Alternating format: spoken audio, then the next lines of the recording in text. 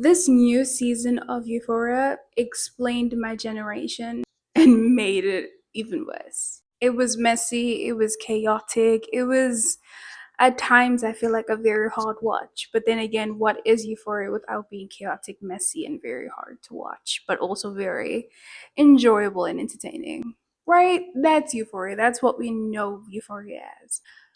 So let's talk about it. Hello, guys, and welcome back to my channel. Today, we're going to talk about one of my favorite shows of all time, one of the messiest shows, and one of the most raw shows that I've ever watched. So, we're going to talk about. I've made a few notes. There may have been quite a few things that I forgot to put on here. And if there's anything that I forgot that you guys would like to mention, you guys can talk about it. And we can have a whole discussion in the comment section. Hopefully, you guys don't come at me for forgetting anything. Whatever I missed, we can talk about it in the comment section and just be very respectful about it. And yeah, honestly, let's get into it. So, I just felt like the way in which Euphoria began was just, it was already like, what am I watching? Because Euphoria is so chaotic and it is so messy. Like, literally, even before the season started, there was already drama. And when Labyrinth told us that he would no longer, like, he doesn't want to associate himself with Euphoria anymore and he won't be releasing any music for the show and everything, any songs are not going to be on the show. What? Like, I literally could not believe it because I truly believe that he is the soul of Euphoria. I think we can all agree that Labyrinth's music was literally the soul of the show. And I just feel like it was felt throughout the entire season that, okay, we needed Labyrinth. And Labyrinth, like, there was some scenes where like, remember when Rue was in church? I'm already jumping the gun over here, but when Rue was in church and she was like talking with her mom on the phone, and then like when she got off the phone with her mom and then she was just crying by herself, and I was just thinking like Labyrinth's music right now would have just hit. I don't know, like his music just enhanced every scene, even the wedding. Oh my gosh, let me not even get like started with the, like, no disrespect to Handsome or anything, but just the music was just not it. Like, it was just, it just felt so flat. As in any case, so we get into episode 1 where we find out that Nathaniel is a completely different person. Cassie's doing OnlyFans. We're introduced to Alamo. That was the episode where like Rose on the border, literally raising my blood pressure. I was like, girl, you're making me feel like I'm in the situation that you are in right now. You know what I'm saying? Yeah, Rue always stressing me out as she always does. And then this is like this entire scene of her trying to get like across the border. She nearly fucks up her entire body trying to get over the border, but then eventually she does. And later on in the episode, we found out that Rue is in debt because of, she owes Lori. And I'm just like, girl, we just started. Like, we just started. It's already chaos. It's already chaotic. But that's Euphoria for you, right? I don't even want to talk about that scene where they had to swallow the substances, those balls. I don't even want to get into it. That was a very disturbing and a very disgusting scene. A scene that I rather put at the back of my head and never, like, I never want to remember that scene again because it had me. I couldn't. I needed that scene to end because tell me, why was it so long? It was so long. But in any case, we're not here to like debrief. We're not here to like talk about what happened in each and every episode. I mainly kind of also want to get into the characters, right? In episode 1, you find out that Cassie is like doing this like OnlyFans thing, right? She's posing as an adult baby, she's a dog, she's literally everything you could possibly think of. And she's trying to make money over this because what? She wants to pay off her wedding. And I'm just like, you and Nathaniel are getting married? Like, in what universe does that actually make sense? So I'm like, okay, so they're getting married. So in my head, I'm already thinking that this wedding is not going to happen. That this is, I don't know, guys. I don't know what you guys think, but I really thought that the wedding wasn't actually going to happen. And when he did, I was like, oh, so this is actually happening. This is real. Like, okay, y'all are really going through with this. Interesting. Because obviously we know that they're not a match, And I just feel like Nathaniel settled with someone who honestly tolerated him. Yeah, tolerated him. And then we get to Nathaniel. Nathaniel. I am a big Nate hater. I am the biggest hater. I hate Nathaniel. I hate everything about him. Like, I just hate his entire character. Season one, he pissed me off. Season two, he pissed me off. This season, he pissed me off yet again. And I think he pissed me off in a way of like I wanted more from him as a character, as like Nate. But I think this whole thing of like him changing and him sort of like becoming a different person, I didn't like that, right? And I think I saw like a lot of people like having this discussion of like in high school, like a lot of people would say like, okay, but like they were in high school, and in high school you can feel like you're this big shot, and it sort of feels like your own universe because everybody knows each other and like you have this group of friends, and then the adult world just shows you that this person that you thought you were and the way in which you were acting and treating other people is not the way that you're going to move and be and like act in real life, in your adult life, because everything changes. This is not your world anymore. You're like experiencing so many different people, and you're going to be faced with so many more harder challenges that he didn't really get to face in high school. And fair enough that he did what experience his own fair share with his father, the Jules situation, the McKay situation, the Cassie situation, the Maddie situation. Honey, he was in every single situation. And I feel like it was so random. I feel like besides the entire aesthetic of the show changing, a lot of the characters just it was I don't know, it was at least for me as a viewer, and I think for a lot of people as I've seen on Twitter, it was different seeing these characters because we know them as such. And I know that it was high school, they graduated, that was like some time ago, right?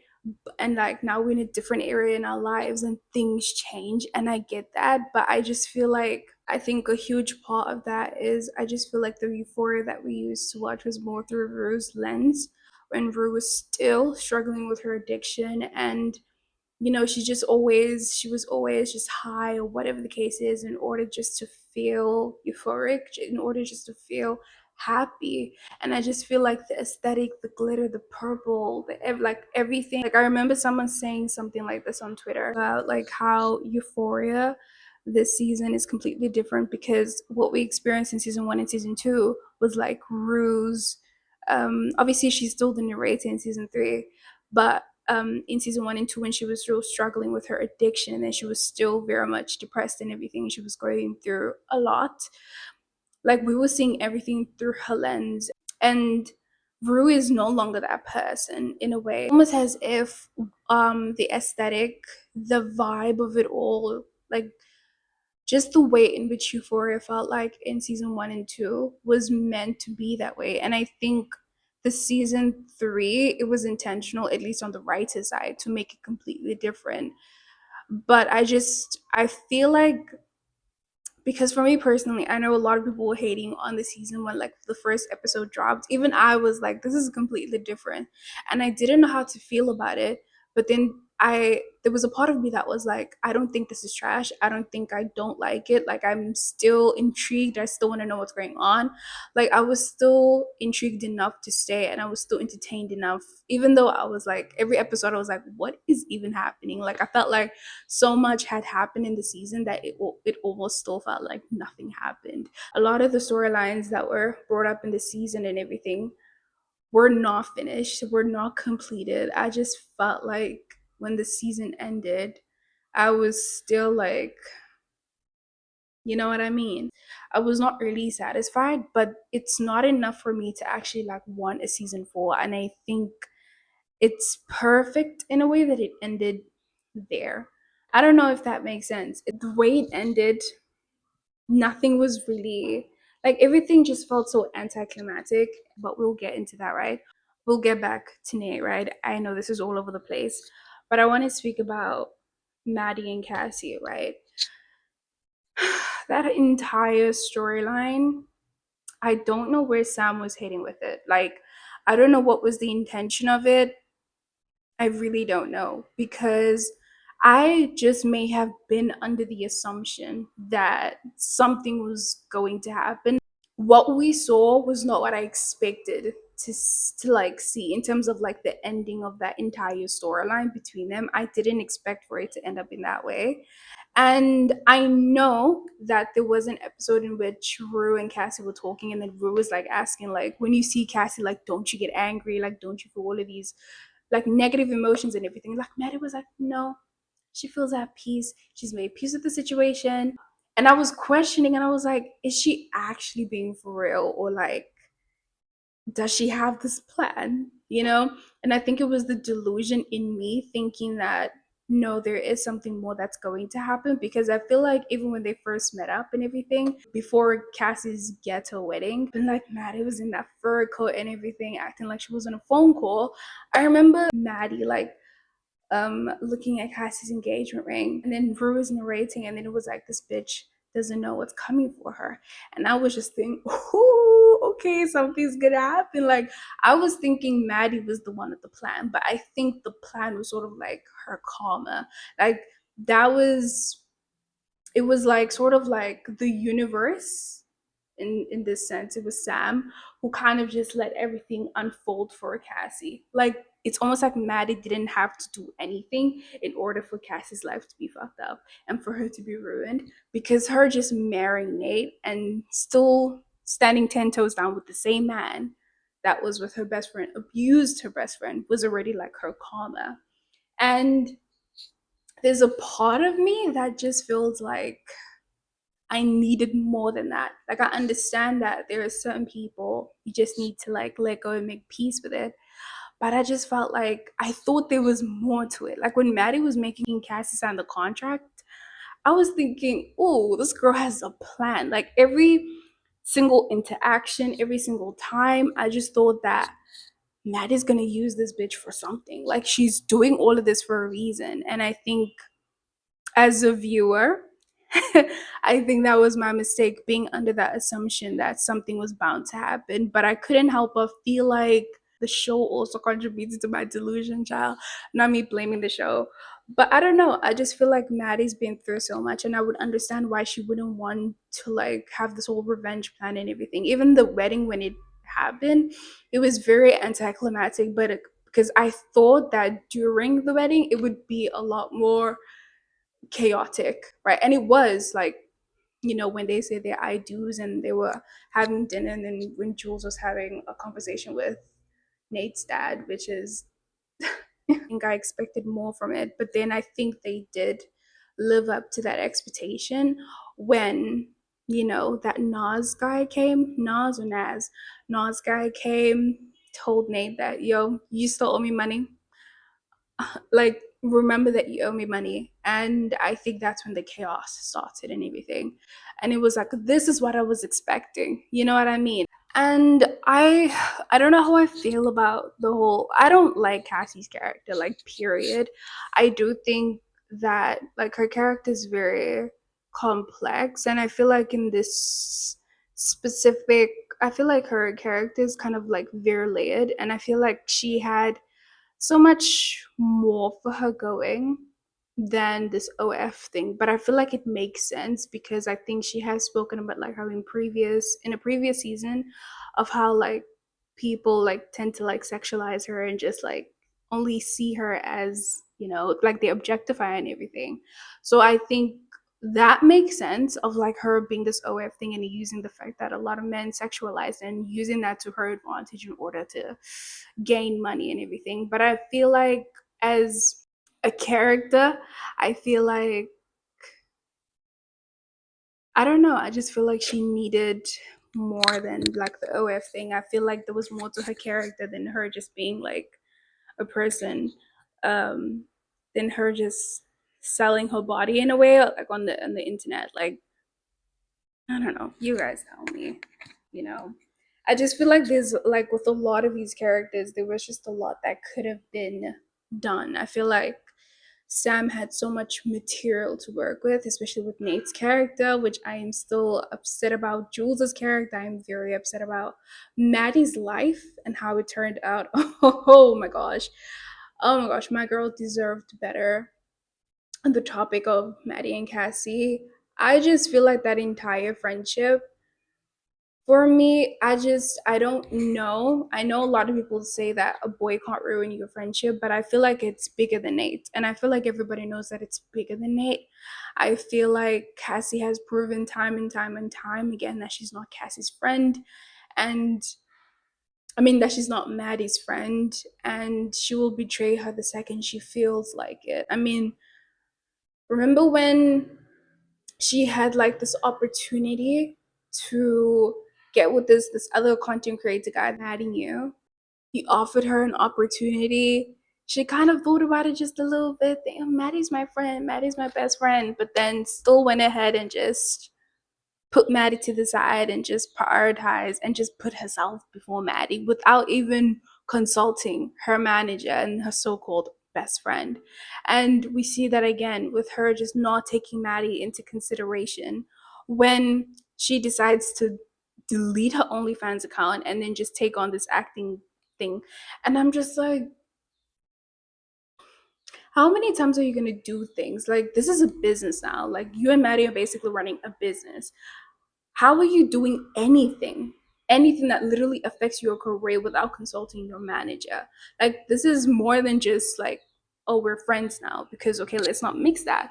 But it's like, girl, like, how many times are you just not going to consider Maddie at all? Even when you were fucking Nathaniel, you never considered Maddie. And then her wiring so much money to Nate was an absolute bum at this point. And at this point of the show where she's sending him money, I'm just like, I am so disappointed that Nate just turned out to be a bum, you know? For someone who saw him in season 1 and season 2, you would never say that this is the same Nathaniel. But I think that goes back to the whole thing of like people saying that you think you're such a big shot in your own little bubble in high school, but then when you're outside of that and you're faced with different people who won't take your shit, you're a completely different person because you're no longer in control. It's not like you have power over anybody. It's not like you have authority anymore. Like, these people are more powerful than you. These people have more experience than you. They are wiser and all of these things. And it's like he can't act like that big person that he was in high school. And I feel like his adult life just humbled him in a way that I feel like in season 1 and 2 he was never humbled. That was his comfort place. That was his comfort zone. And I feel like it took me a while to, I guess, get used to his character. I don't think I'm used to it still, but I think I'm coming from a place of like, okay, I understand it a little bit better. Like, I understand why that is and why he's acting the way that he is. And for Cassie to get married with him and thinking that she knew this person, which for me, like, Cassie has never been Nathaniel's first choice ever. I I feel like she had this image of him that she built in her head, and she had this fantasy and this fairy tale of how she's gonna be with Nate, and they're gonna live happily ever after. And it's like, if you really know Nate, you know that your life is not gonna be all peachy and all perfect.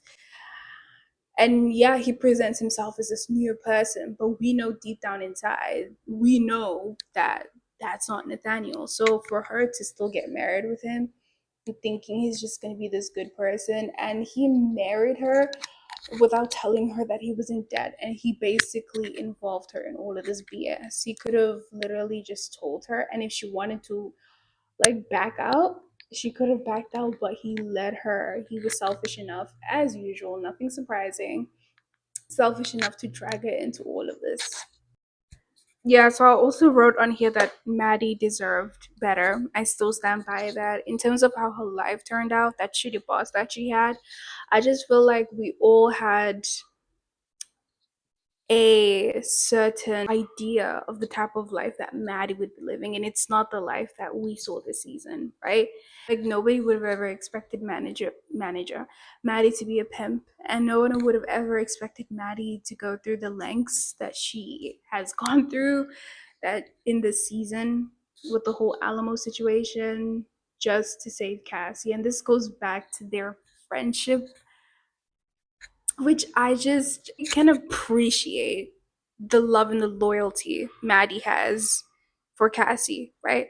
I can appreciate all of that, but then at the very same time, I'm just like, this girl doesn't deserve you, right? At all. And I think we can all collectively agree that I just wish Maddie had never involved herself with Cassie to begin with. I think that as the fans, or yeah, as the fans and everything, I just feel like we had like a different, hoping for a different ending in terms of that entire storyline. I don't think people expected Nate to die that way as well, which I will get into.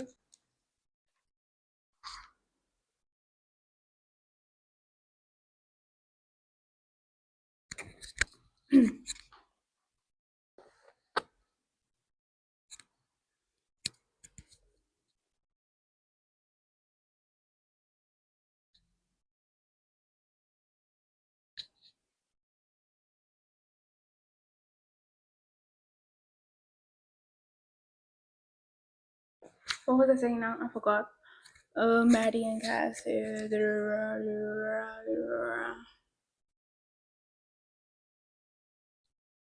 And I understand how much you can like love someone and everything. And yes, she was also taking like a portion of her money and everything.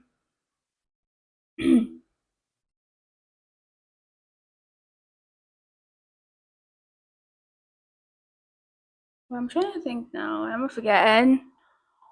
Why am I forgetting?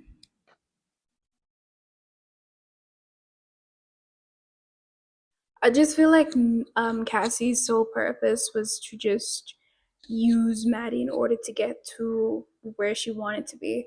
But I feel like she always used Maddie in some way, somehow. Like I feel like she just always wanted to be her.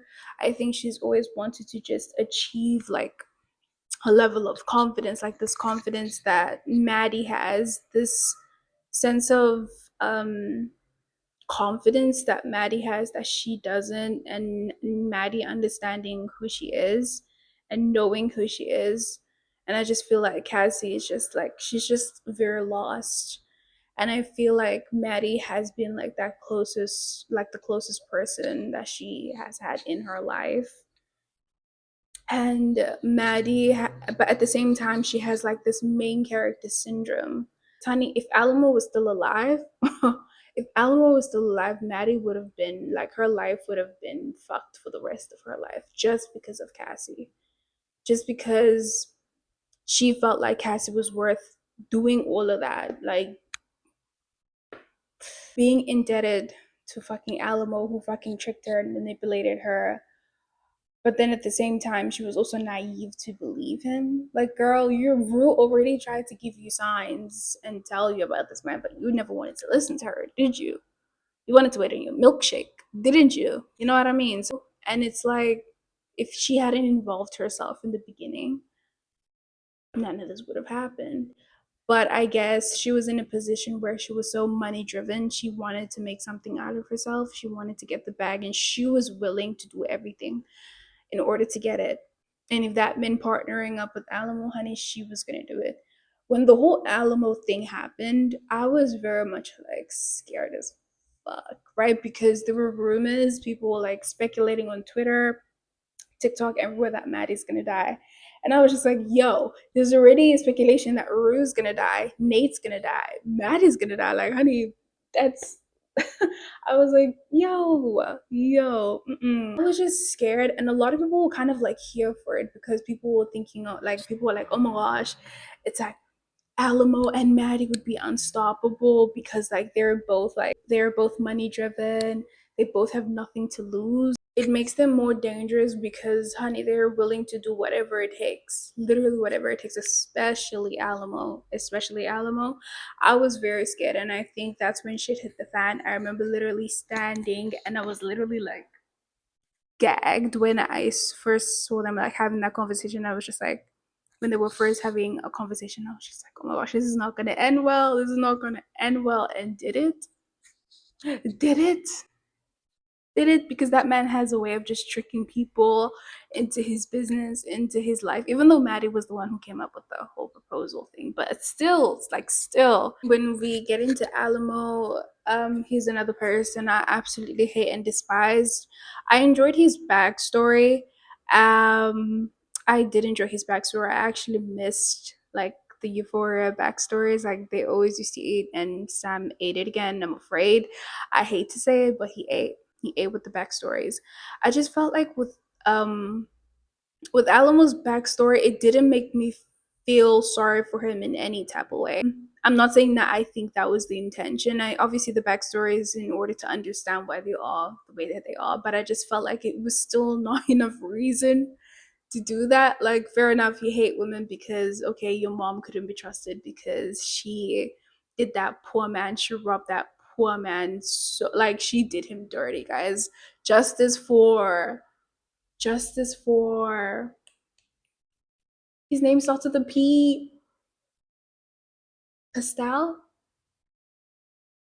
Fuck. Oh my gosh, y'all are gonna come at me for not remembering the guy's name. It starts with a P though.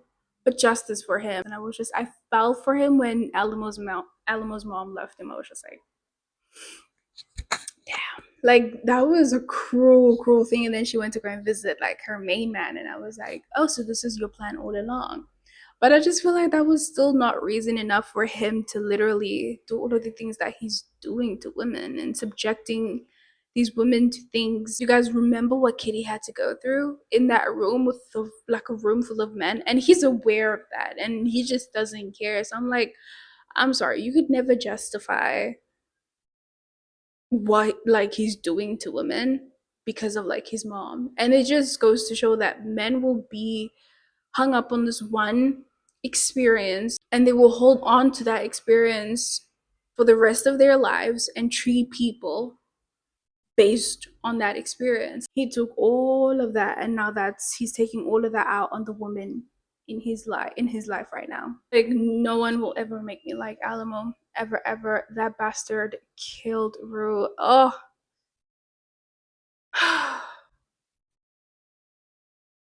That scene, guys, I can't even. Yeah, and he was talking to Maddie about like having kids with her, and like how he basically is not shit anymore. Like, he was basically just talking down on himself and saying that he really ain't shit because he spent all of his life doing X, Y, and Z, but then pussy still runs him.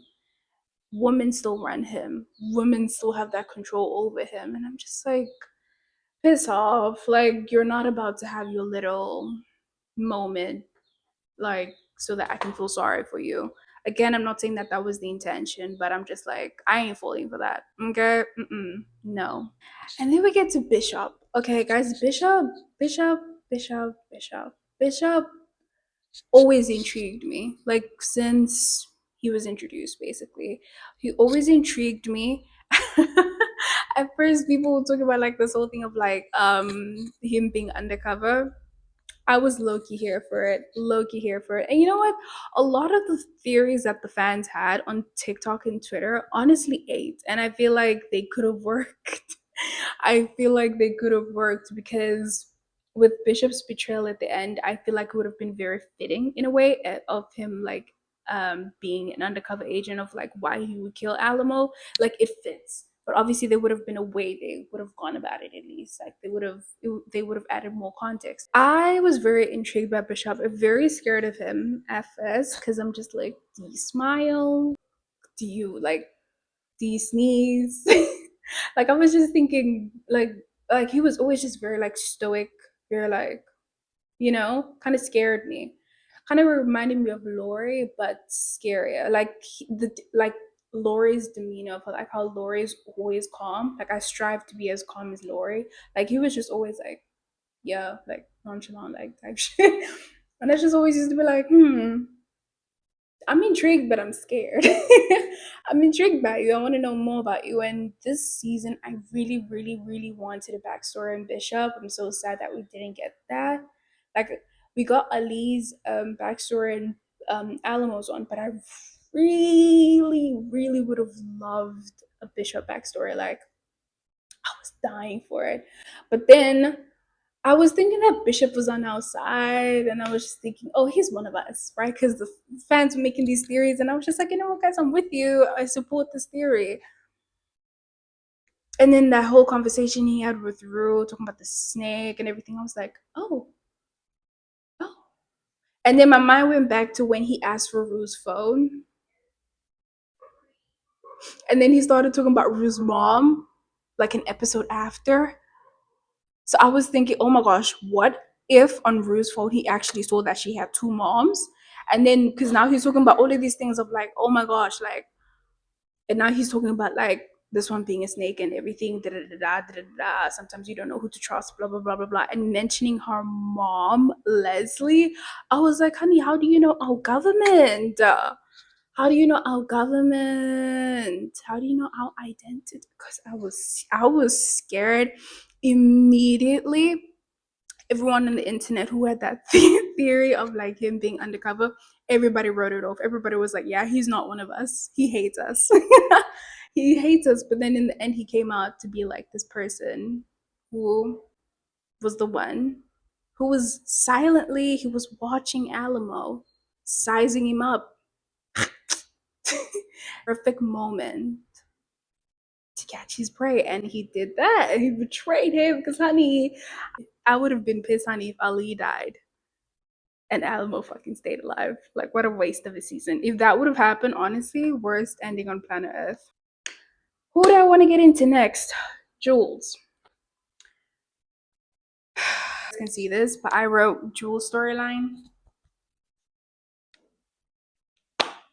Rule's storyline pissed me off because what the hell? Again, Sam had so much to work with, so much material. Jules was one of those characters where we still needed more of her. We still needed more of her character development. We still needed to know why she was the way that she was. Like, I feel like this season she has been made so one-dimensional, and I'm just like so many of the characters of the show, they're more than this. Like, they're more than what is being portrayed to us in this season. And I'm just like, Rue deserved so much more, like so much more. Like, she might as well just have not been on the season. Like, just like Gia, just like Kat, just like everybody who wasn't on the season. Might as well, honey, because what was her purpose? What was her purpose? Just to show us that she's selling herself, essentially. She's with this man that, stupid ass man who this man lives in his apartment and just, lives rent free and just paints all day. Like, ugh, like they really couldn't come up with a better storyline. Like Sam. That scene with her and Rue. Um all of her scenes with Rue, to be honest with you. And it almost felt like this back and forth with her and Rue, as it always is. And I think the moment I kind of like gave up on there, to be fair, I had already like given up on Rules and Jules as a couple a long time ago because they're just so bad for each other. Like, they're terrible, right? But I was just thinking it's a new season. Rue's trying to actually become a better person this time. So I'm thinking it can work, but I think in that argument that they had where Jules slapped the crap out of Rue, a part of me was pissed, like pissed as fuck. I was just like, this scene wasn't it. Like, I didn't need all of that, but then at the same time, when that scene played, I low key laughed. I was like, okay, did the whole canvas had to fall on her? I think for me, that just solidified that they shouldn't be together anymore. And I understand both sides. Rue was very hopeful. She actually wanted them to be together, to build something together, to have a family together. And like, guys, Rue wanted a kid, and I was just like, girl, slow down. It ain't the time to have a kid, okay? You're not in the position to have a kid, honey. Like, can your body even handle having a kid? Like, you're not in the financial position to be wanting a kid, honey. Your life right now is in chaos, and to bring a baby into that type of lifestyle is just super selfish, because that child will end up going through the most, and that child basically at this point would have been an orphan because Rue would have been dead. Rue would have been ended off. You brought an entire child in this world. They don't have a mom. They don't have a, you know what I mean? So it's just like that would have been very irresponsible and selfish. Like I get that she sort of like wanted a reason to live for, and she wanted to have like this responsibility of hers. Like the only she was speaking about like this, or the only responsibility she had was like just herself and everything. And she just wants someone to come home to who loves her and she loves them, and like it's this thing. And I was like, the idea sounds very nice, honey, but when it actually happens, are you going to be ready to handle it? Like, are you willing to act, like, are you willing to take on that responsibility? Because it's easier said than done. You get me? So I was just thinking, girl, you ain't in the position, girl. And Jules was clocking her on her tea because Rue is always talking about trying to be better, and not really following up and making these promises and breaking those promises. So I understood Rue's frustration and just saying, I mean, why am I saying Rue? I understood Jules's frustration. Like I understood both of them. And I think that scene for me just kind of was like, okay, y'all can't be together. Like y'all just are not compatible. Y'all love each other, cannot be together. But what I was pissed about was like how Jules in like the previous episodes, she was like saying like, she wants like Rue to fuck her, to kiss her, to like be with her essentially, and like in that episode she didn't want any of that. She just pulled back instantly. So it was just like I was just tired of the back and forth. I was just tired of like, you want me not. You like, I don't know, their whole situation, both of them are just too toxic for each other, just and I feel like with Nate there was so much in terms of like his sexuality, his brother, like there was so much. And I feel like if you wanted Nate to have like this redemption arc, I feel like it shouldn't have been so like sudden in our faces, because I feel like that's what made like people like be like, okay, I don't understand what's going on here, and I don't think I'm a fan of it, because we didn't really see character development because we weren't there when he was changing. We just found out, oh, he's a brand new Nathaniel. He's been manufactured. Yay! Have him. Like, hope you love him. Like, yeah, have fun with this new Nathaniel. I feel like it just felt like that. Like he had just been made into this new person, and it was just like, wow. Like there was a scene of him in court literally begging Nathaniel, Nate Jacobs, begging. And he was saying like, I can't be bad. And I feel like he was trying to just prove to himself that he couldn't be this bad person, and he was just trying to prove to himself that he doesn't want to be someone like his dad. He wants to make something out of himself. If Sam kind of like followed that direction and made that the main focus of his storyline, it would have been better than just him being beaten up in every single episode, because that's what it was. And it just felt like it got so boring to a point, because when I first saw Nathaniel being beaten up, I was like, oh hell yeah, I'm here for this. But I just got so bored of it because I was just like, okay, it's the same shit every single episode. Like he's getting beat up, like what's new? Like give me something else to look forward to. Like I need to see something about his character. All I'm seeing is him being beat up. Does he deserve it? Hell yes. And there were people on the internet feeling sorry for him, and I was just like, no, Nathaniel has done the most. I feel like people forget the things that Nathaniel has done, and just how he's fucked up so many people's lives. You know what I'm saying? And just the way that in which he treated people in high school. That is just like he deserves what he kind of got, right?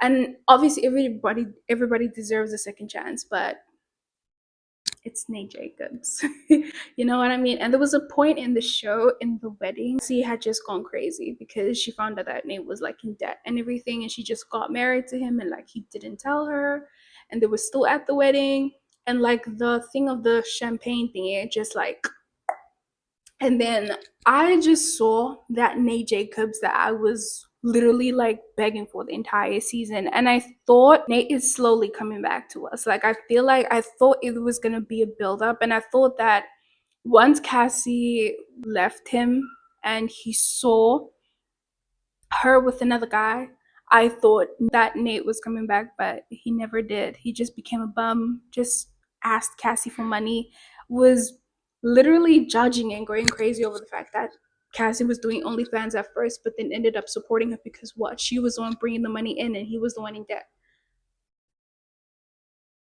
His death was so anticlimactic. It's like, is that how Nate Jacobs dies? Really? Are we really gonna end him off like that? Like, and that comes with like Rue's death as well. Rue is my girl. I love Rue. I know she always stresses me out. Like her life is, if you think you're having a bad day, honey, Rue's having an even worse day. Like from her being in debt, like with Lori, and then dealing with Alamo, and then having to be a snitch for the DEA, and like all of these things. Like my girl went through the most this season, and then stupid Faye and her Nazi boyfriends. I'm not even gonna waste my breath on them. I remember with Rue there was a lot of foreshadowing, right? It was a chaotic season for her as it always is. I remember there was this episode where she was talking to Ali and how like she's more religious now and everything. And like how they were talking about like Moses and how Moses was like come to the promised land, free all of these people from which I need water. And then Moses was like supposed to like set those people free from their slavery.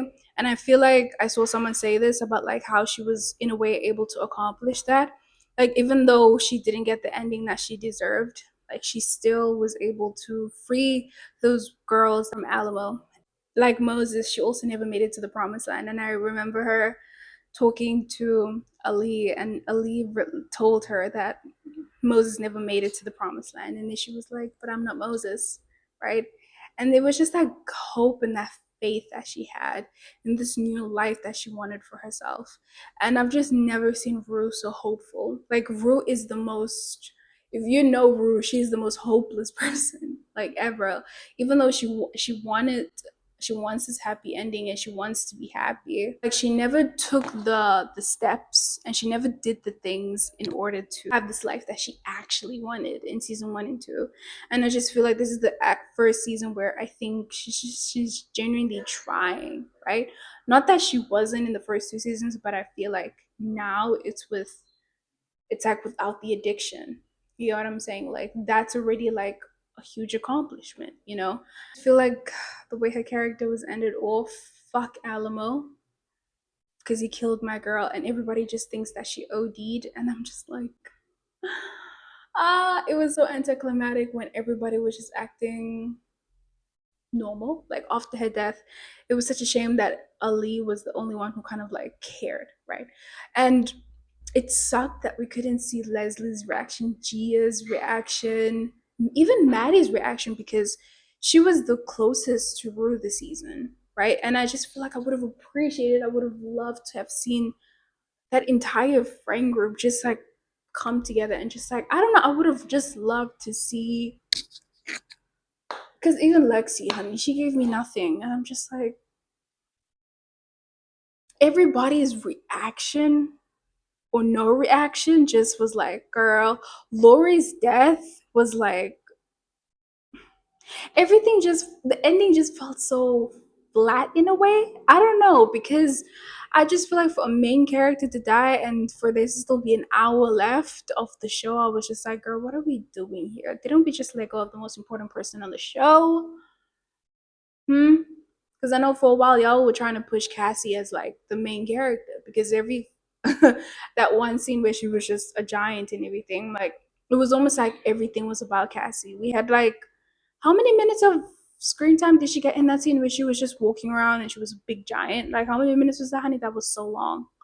I was like, when is this gonna end? Like, hello? It's important matters to actually like get into. But I kid you not, guys, I cried like 3 times. I cried when she died. Like I remember her 7 minutes. Ah, when she like when she heard that Fez escaped from jail and then she was like coming to get him and then she was, I was like, yeah, my girl is gone. My girl is gone. And then she was in her mom's house. She saw her mom and then she was like reaching out to her mom. Girl, that scene was just, girl, imagine if Labyrinth's music was just in the back. with the song "Hey Lord, You Know I'm Tired." Oh, mm. Oh, I've never felt so alone, girl. Labyrinth's music would have just ended me.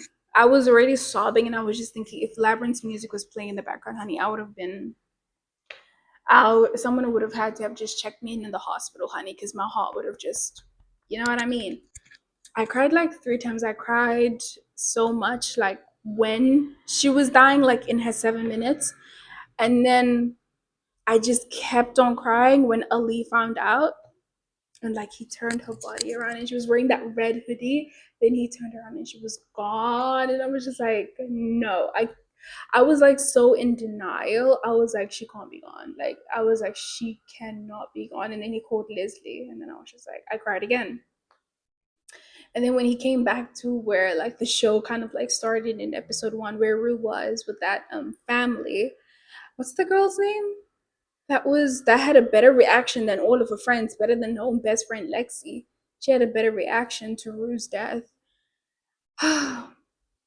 Family girl, when he came back there and he said like my daughter used to come here and say like this is like one of the most peaceful places ever, like one of the most happiest places she's ever been in. I'm sorry if I'm paraphrasing, honey, but he said something along those lines, so don't come for me. I don't remember exactly what he said, but when he said my daughter, oh girl, I cried again. I cried again. Like he ate up his acting, guys. He ate up his acting. That man deserves his awards because he carried. He honestly carried that entire finale. He carried. You know what else made me cry? When he told, like, when he was in the circle, guys, when he was in the circle and he told people that he hadn't drank in a very long time, and after he lost Rue, that was the first time he picked up a bottle in a very long time. I was like, do you want to finish me off? Like, do you want me to just like, I don't know, like there's a part of me that just feels like I would have still wanted her to like live and have just to experience a happy life that's just not chaotic, because she never got to really experience like a life without chaos, a life without all of the things that were happening to her. It was only in the beginning of the episode when she was with that family where she just felt like peaceful, and that was, I feel like, her first like moment, like her only moment of just like peace, like other than her like being high and all of these things, and like just, you know what I mean?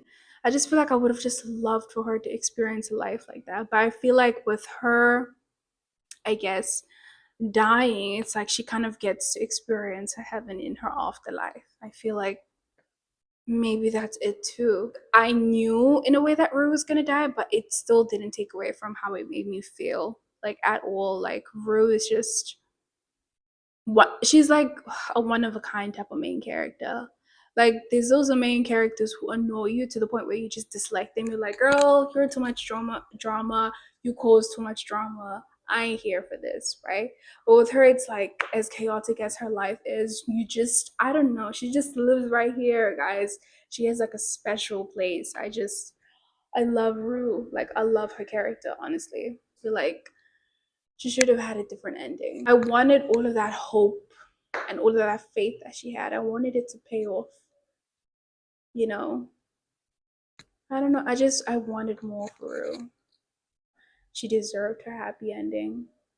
And again, as I said, in a way she kind of got it, but yeah, I felt like when I was watching that scene with Kitty and like Magic was hiding in one of the cubicles. Magic annoyed me at first, but then I ended up, liking her. Rosalia really ate up her role. I can't lie to you with that neck brace. Clock it. When Kitty was like crying in the bathroom and Rue was like asking her questions and saying like, "Are you okay? Like, are you good? Like, are you good? Are you good? Are you good? Like, actually."